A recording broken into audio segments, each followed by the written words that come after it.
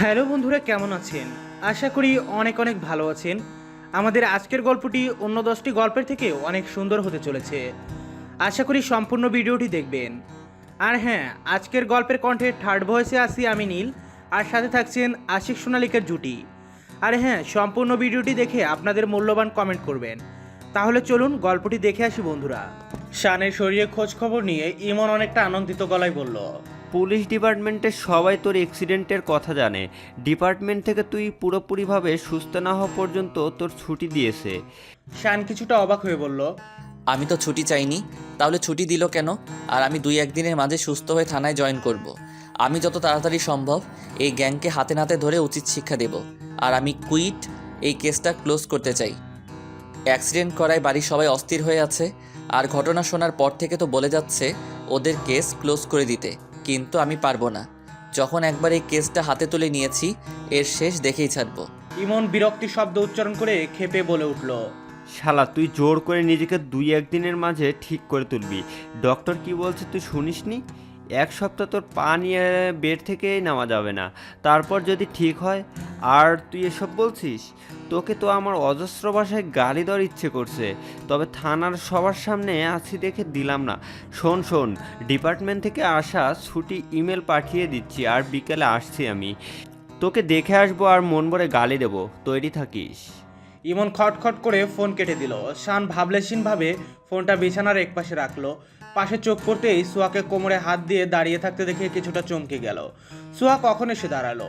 ভাবতে ভাবতেই সোয়া শানের সামনে বসে গম্ভীর গলায় বলে, আপনি 2-1 দিনের মাঝে সুস্থ হয়ে থানায় জয়েন করবেন। তা কিভাবে সুস্থ হবেন? ম্যাজিক ট্যাজিক জানেন নাকি? শান অবাক হয়ে গেল সোয়ার গম্ভীর গম্ভীর ভাব দেখে। সোয়াকে ভালো করে পর্যবেক্ষণ করে শানের মনে হলো সোয়ার নিজের সাথে গম্ভীর ভাবটা ধরে রাখাটা বড্ড কঠিন হয়ে পড়েছে। যে কোনো সময় আসল রূপটা বেরিয়ে আসবে তার। হঠাৎ শান হাহা করে হেসে ওঠে। সোয়া ভ্যাবাচাকা খেয়ে চেয়ে থাকে। হঠাৎ শানের এমন হাসির কারণ বুঝতে পারলো না সোয়া। কোনো হাসির কথা কি বলছে সে? কই না তো, মনে করতে পারলো না। সোয়া জিজ্ঞাসু দৃষ্টিতে তাকিয়ে অবসরে বলল, এভাবে পাগলের মতো হাসছেন কেন? হাঁস খেয়েছেন নাকি? শান হাসতে হাসতে সোজা হয়ে বসে সোয়ার গলা টিপে বলল, ওহো সোহারানি, তুমি এত কিউট কেন বলো তো? শোনো, তোমার সাথে না, রাগ স্বভাবটা খুবই বেমানান লাগে। এই যে এখন গম্ভীর গম্ভীর ভাব নিয়েছিলে, মনে হচ্ছিল তুমি অভিনয় করছো, আর সেই অভিনয়টা খুবই নিকৃষ্ট হচ্ছে। সোহাকে তো হাসি খুশি বাদর স্বভাবের সাথেই মানায়। সোয়া মুখ ফুলিয়ে নিল শানের এমন কথায়। সোয়া আবারও রাগ নিয়ে বলল। আপনি কথা ঘোরালেন কেন? শান হেসে বলল, না ঘোরাইনি তো, সোজাই আছে কথা। আমি তো ভেবেছিলাম আমার বউয়ের সেবায় 2-1 দিনে সুস্থ হয়ে যাব। শানের এই প্রথম বউ বলে সম্বোধন করাটা সোয়ার গায়ে আলাদা কম্পন সৃষ্টি করে তুলল আজ। সোয়া বিছানার চাদর খামচে ধরে শানের দিকে দৃষ্টিপাত করলো। শান হাসি মুখে তাকিয়ে রয়েছে। ছেলেটা আগে সবসময় তার সাথে গম্ভীরভাবে রাগ নিয়ে বা বাম্যকতা নিয়ে কথা বলতো, আর এখন যেন তার সাথে কথা বলতে গেলেই আগে মুখে হাসির মুক্ত ঝরে। সোয়ার ফ্যাল করে চেয়ে থাকা দেখে শান আলতো করে হাত সোয়ার হাতের উপর রাখলো। সোয়া চমকিত হয়ে পূর্ণ হুঁশে শানের দিকে তাকিয়ে বলল, কিছু বলবেন? শান সোয়ার হাতটা টেনে নেয় নিজের দিকে। সোয়া ভ্রুকুচকে হাত টানায়, নিজেও কিছুটা এগিয়ে আসে। শান সোয়ার কাঁধে হাত রেখে বাঁকাইছে বলে, একটু রোমান্স করবো বউয়ের সাথে। সোয়া চোখ বড় বড় করে তাকালো। মনে হলো বাক্যটা তার কাছে নতুন। সোয়া চোখ ফুটিয়ে মুখে ফুটে হেসে বলল, কি সব বলেন আপনি? লাজ লজ্জা নেই? শান বাঁকাইছে বলল, বউয়ের সাথে আবার লাজ লজ্জা কিসের বলো তো? আমার মতো ছেলে খুঁজে পাবে তুমি? অন্য ছেলে হলে বাসর রাতে বাসর হয়ে যেত, কিন্তু আমি তো এখনো পর্যন্ত একটা কিসও করলাম না মন ভরে। আর কত লাজ লজ্জা পাবো তুমিই বলো? এবার অন্তত একটু একটু করে ভালোবাসো। আমারও তো বউকে আদর করতে ইচ্ছে করে, তাই না? শানের ঠোঁট কাটা কথাবার্তা শুনে সোয়া লজ্জায় নুয়ে যায়। শান ঠোঁট কামড়ে সোয়াকে দেখে যাচ্ছে। সোয়ার লজ্জায় নুয়ে যাওয়া দেখে এবার শানের সত্যি সোয়ার সাথে রোমান্স করার ইচ্ছে জাগলো। শান সোয়ার কোমরে হাত রেখে সোয়াকে নিজের কাছে নিয়ে আসলো। সোয়া কম্পিত স্বরে বলল, কি কি কি করছেন কি? আপনি অসুস্থ? শান ঘোর লাগা গলায় কি ফিসফিস করে বলল, অসুস্থ হলে বেশি করে বউয়ের আদর নিতে হয়। এত তাড়াতাড়ি সুস্থ হয়ে যাব? বোকা বউ আমার। সোয়া বড় বড় শ্বাস নিয়ে নিজেকে ঠিক রাখার চেষ্টা করে। শান সোয়ার ঠোঁটের কাছে মুখ নিতে কোথা থেকে দৌড়ে এসে নাইসা দরজা ঠেলে ঢুকে পড়লো। শান আর সোয়া চমকিত হয়ে দুজন ছিটকে পড়ে। নাইসা দৌড়ে এসে সোয়া আর শানের মাঝে বসে খুশি গলায় বলল, কি করো মিষ্টি পাখি আর শান? শান হতাশা ভরা গলায় বিড়বিড় করে বলল, করছিলাম তো রোমান্স, কিন্তু তোমাকে কি এখনই আসতে হলো বাবাই? একটু আদর করতে যাচ্ছিলাম বউকে। সোহার শানকে দেখে পেট ফিরে হাসি আসলো, কিন্তু সোহা হাসলো না, ঠোঁট চেপে হাসতে থাকে। নাইসা শানের ব্যথা পাওয়া হাতের উপর তার হাত বলিয়ে ঠোঁট ফুলিয়ে কাঁদো কাঁদো গলায় বলল। শান, ব্যথা পেয়েছো?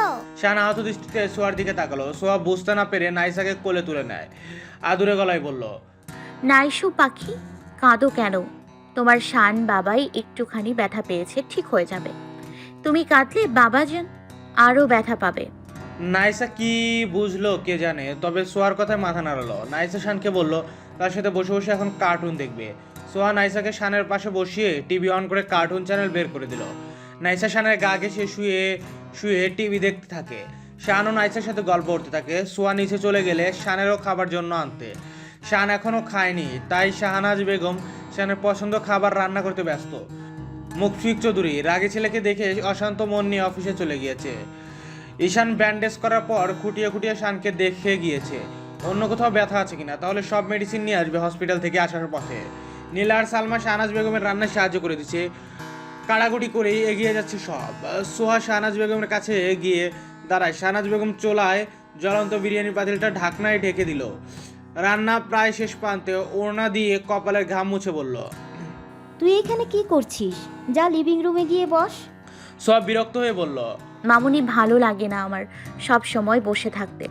তোমরা আমায় বেশি ভালোবাসো বুঝলাম, তাই বলে আমায় সব কিছু থেকে দূরে রাখবে তোমরা?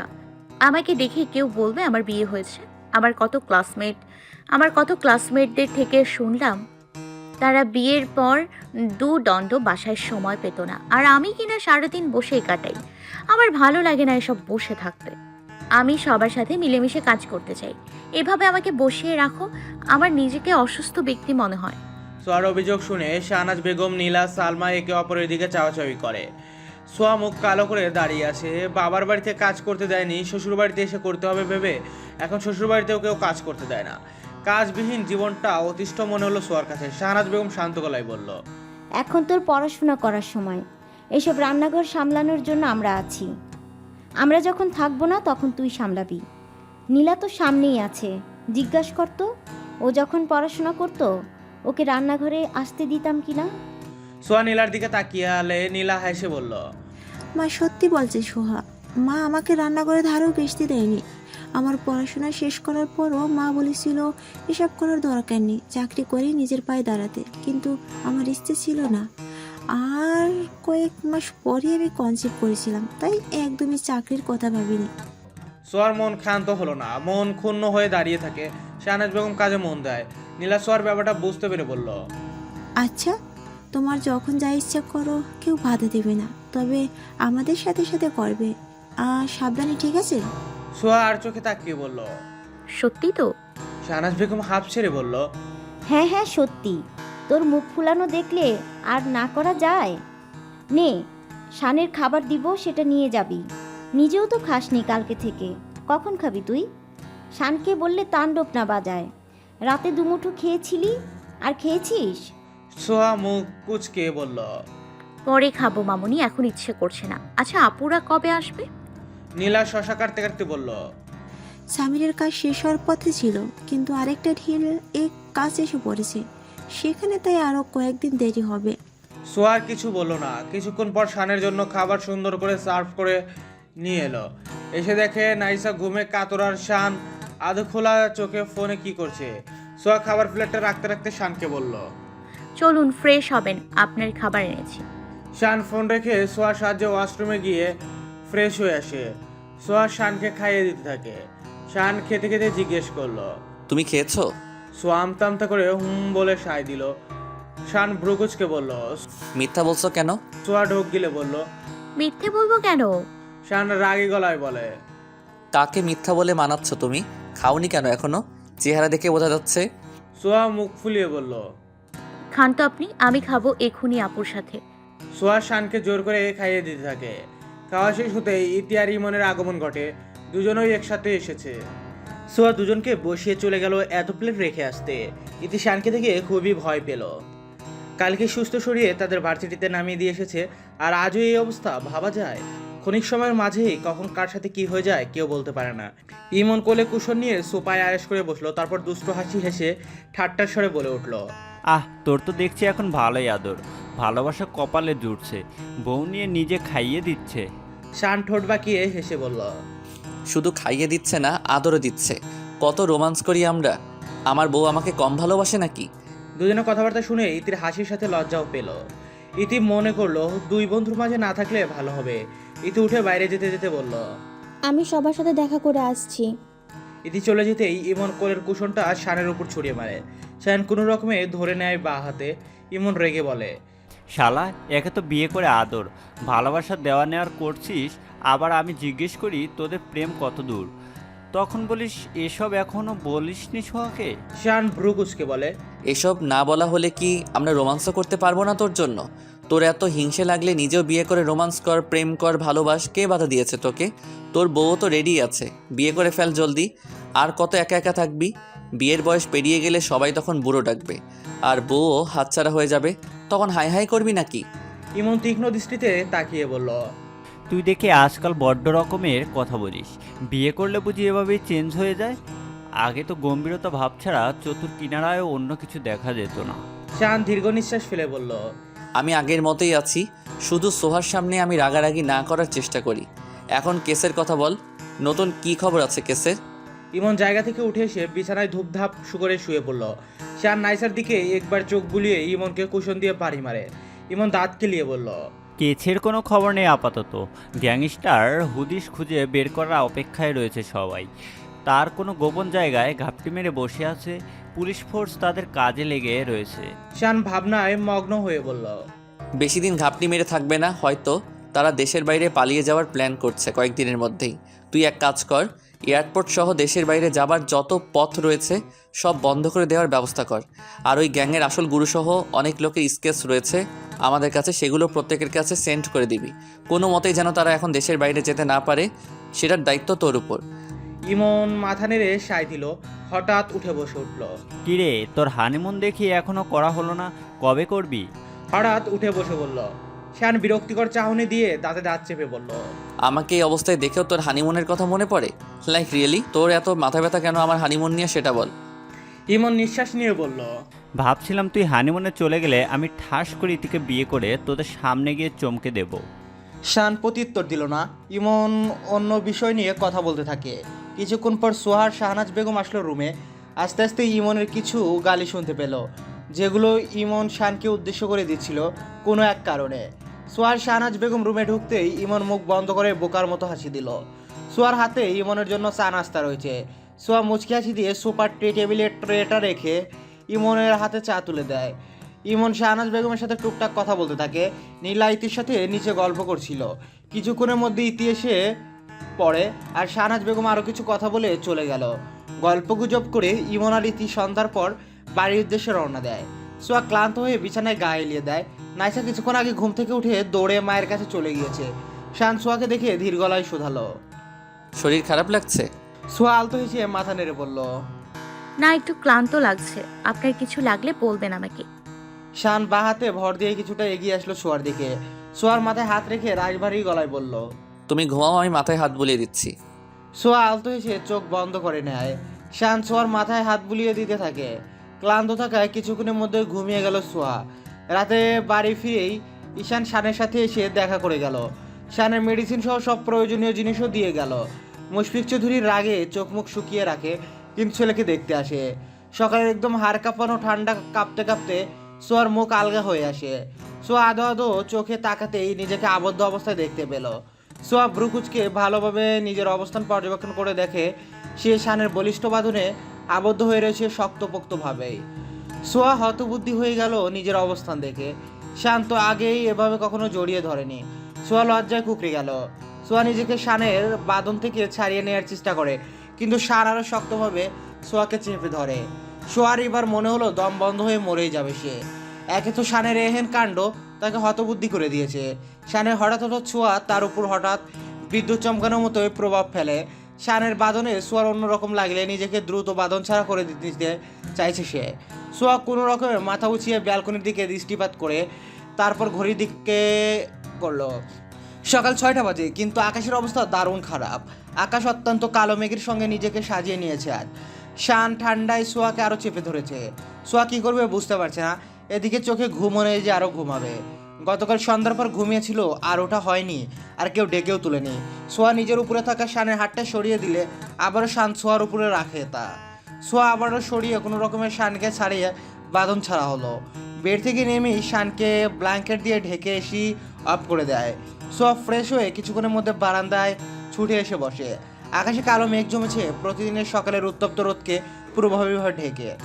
গত অনেক দিন ওই বৃষ্টির দেখা পাওয়া যায়নি, আজ মনে হচ্ছে বেশ ভালো করেই ঝড় বৃষ্টি হবে। সোয়া উকি দিয়ে রুমের দিকে তাকালো, কিন্তু এই নিমেষ আকাশের আধারে খেলায় রুমের কিছুই দেখা গেল না। লাইট জ্বালাতে হবে, পরে জ্বালাবে ভেবে সোয়া আবারও বাইরের দিকে মনোযোগ দিল। প্রচণ্ড পরিমাণ বাতাস হচ্ছে। বাতাসের শব্দ শুনে মনে হচ্ছে ঝড় হচ্ছে। সোয়া বারান্দায় আধখোলা থাই গ্লাস খুলে দিল পুরোটা। এতক্ষণ যেই পরিমাণ বাতাস আসছিল তাতে হাড় কাঁপছিল, এখন পুরোপুরি খুলে দেওয়ায় হুড় হুড় করে বাতাস ঢুকতে থাকে মুক্তভাবে। সোয়াকে উড়িয়ে নিয়ে যেতে পারে তেমন গতি বাতাসে। সোহা আপন মনে হেসে চোখ বন্ধ করে কিছুক্ষণ বাতাস খেলে। কিছুক্ষণ পর মনে হলো এক কাপ কফি হলে মন্দ হয় না। সোয়া শানকে একবার দেখে নিয়ে নিচে ছুটে গেল কফি বানানোর উদ্দেশ্যে। বাড়ির সবাই এখন ঘুমিয়ে রয়েছে, যদিও 7টা বাজতে চলছে। ইতিমধ্যে উঠে যাওয়ার কথা সবার, কিন্তু আজকের আবহাওয়াটা অন্যরকম, ঘুমটা বেশি হবে সবার। কফি বানাবে করে সোয়া তার রুমে এসে পড়লো। আসার পথে স্টাডি রুম থেকে 2টো গল্পের বইও নিয়ে এসেছে। মুশফিক চৌধুরী আবার বই পড়ার আগ্রহটা খুবই বেশি, তাই স্টাডি রুমে বইয়ের অভাব নেই বললেই চলে।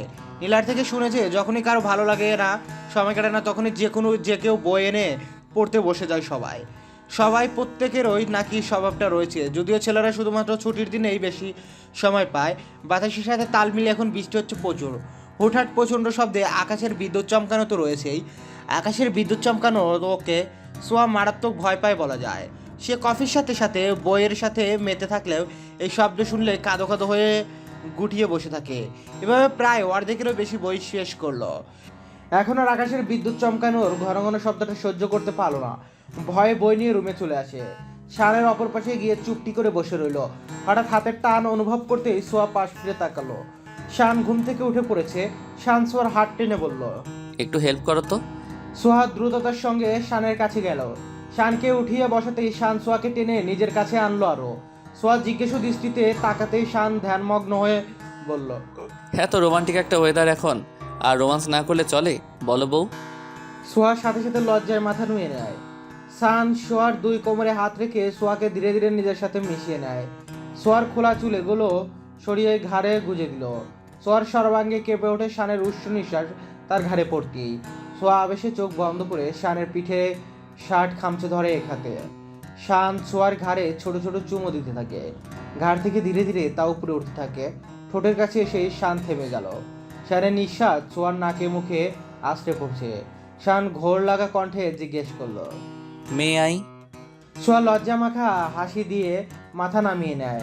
শান মুচকে এসে সোয়ার থুতনি ধরে সোয়ার ওষ্ঠদ্বয়ের সাথে নিজের ওষ্ঠদ্বয় এক করে নেয়।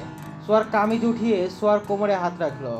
শানের শীতল হাতের ছোঁয়ায় সোয়ার নিঃশ্বাস ভারী হয়ে আসে আরো। সোয়া চোখ বন্ধ করে শানের শার্ট খামছে ধরে। কিছুক্ষণ পর সোয়াকে ওষ্ঠদ্বয় ছেড়ে দিয়ে আবারও সোয়ার ঘাড়ে মুখ গুজে দেয় শান। সোয়া শুধু শানের ছোঁয়ায় ছটফট করছে। বৃষ্টি থামার কোনো নামগন্ধ নেই। আজকে সবাই ঘরেই জম্পেশ আড্ডা জমিয়েছে। সকালে ব্রেকফাস্ট শেষ করে আড্ডা জমিয়েছে সবাই। শানও চলে এসেছে। কত আর ঘরে বসে থাকবে সে। ঈশান আজ ইম্পর্টেন্ট কোনো সার্জারি ছাড়া বাইরে যাচ্ছে না। মুশফিক চৌধুরী আজ দুপুরে খাওয়া দাওয়া করে বিকেলে অফিসে যাবে না। নাইসা টমিকে নিয়ে খেলনা দিয়ে খেলছে, মাঝে মাঝে সোহাও সঙ্গ দিচ্ছে। মেয়েরা গল্প করার মাঝে মাঝে তাদের রান্নার টুকিটাকি কাজও সেরে নিচ্ছে। এত স্বরে মাঝে সবাই সোয়ার সামিরকে প্রচণ্ড মিস করছে বলা চলে। দুপুরে খাওয়া দাওয়া আজ সেরকম হচ্ছে। কিছুক্ষণ ধরে সোয়ার কেমন কেমন লাগছে, তবে কি হচ্ছে বুঝতে পারছে না।